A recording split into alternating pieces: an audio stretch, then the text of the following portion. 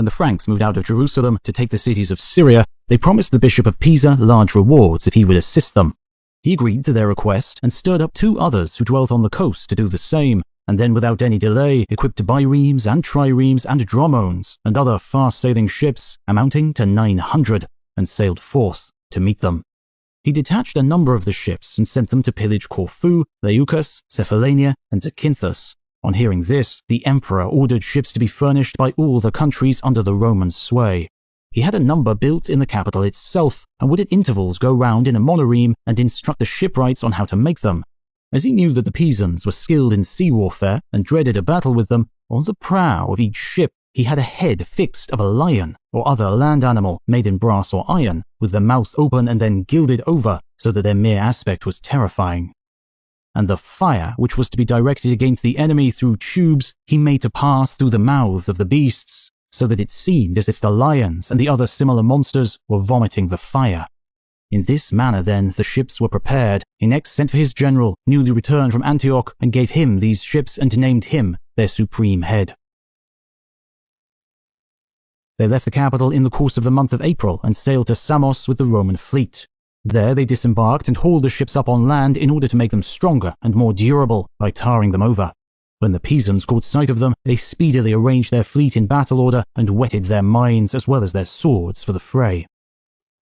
As the Roman fleet was drawing near, a certain Peloponnesian count, Petrocytes by name, and a very expert navigator, had his ship of a single bank of oars rowed very quickly against the Pisans directly he saw them, and he passed right through the midst of them like fire, and then returned to the Roman fleet.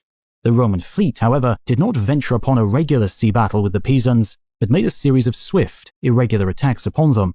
Landulf himself, first of all, drew close to the Pisan ships and threw fire at them, but aimed badly, and thus accomplished nothing but wasting his fire. Then the man called Count Elimon very boldly attacked the largest vessel at the stern, but got entangled in its rudders, and as he could not free himself easily, he would have been taken, had he not, with the great presence of mind, had recourse to his machine, and poured fire upon the enemy very successfully. Then he quickly turned his ship round and set fire on the spot to 3 more of the largest barbarian ships. The barbarians now became thoroughly alarmed, firstly because of the fire directed upon them, for they were not accustomed to that kind of machine, nor to a fire which naturally flames upwards, but in this case was directed in whatever direction the sender desired, often downwards or laterally, and secondly, they were much upset by the storm, and consequently they fled. That is what the barbarians did.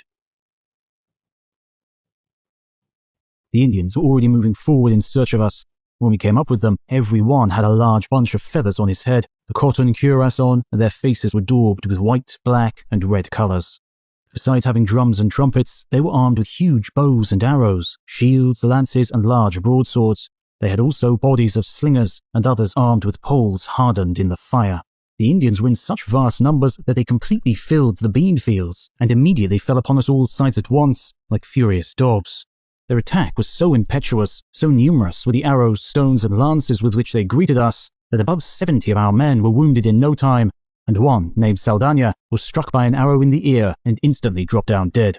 But then our artilleryman Mesa made terrible havoc among them, standing as they did, crowded together and within reach of the cannon, so that he could fire among them to his heart's content. All this time Cortes still remained behind with the cavalry, though we so greatly longed for that reinforcement. Indeed, we began to fear that some misfortune might also have befallen him.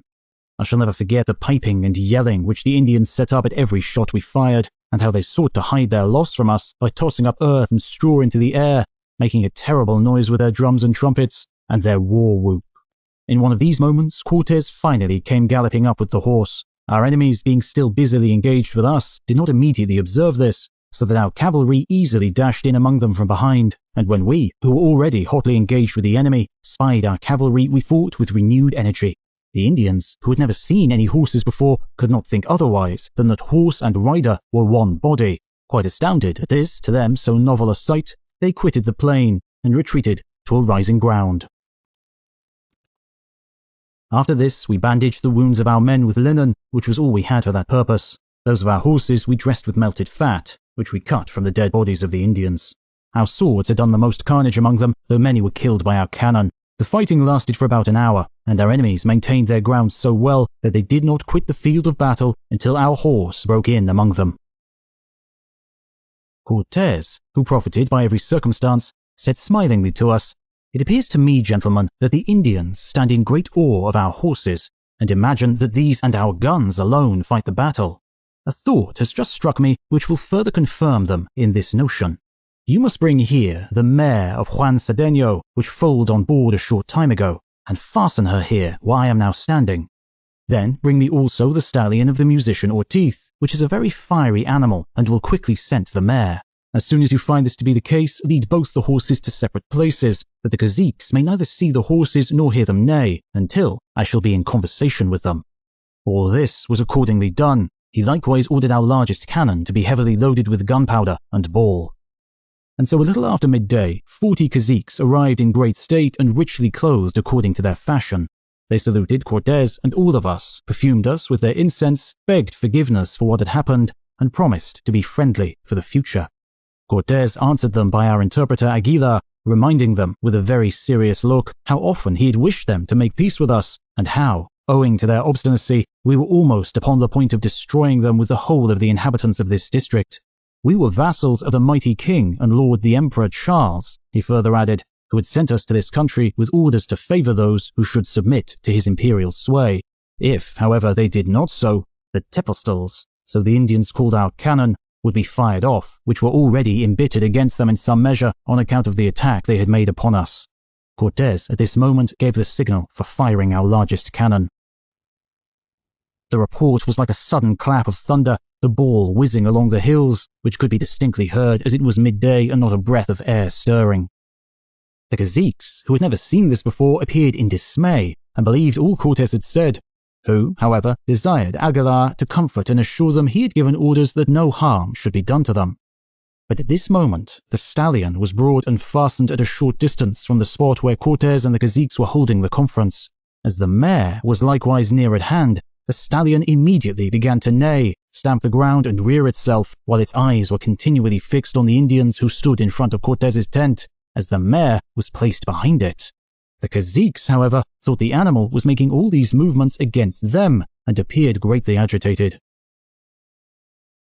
When Cortez found what effect this scene had made upon the Indians, he rose from his seat, and walking to the horse, took hold of the bridle, and desired his servant to lead it away. Aguilar, however, was to make the Indians believe that he had ordered the horse not to do them any injury. A lively discourse was now kept up between Cortez and the caziques, who in the end left us perfectly contented with the assurance that the following day they would return with a present.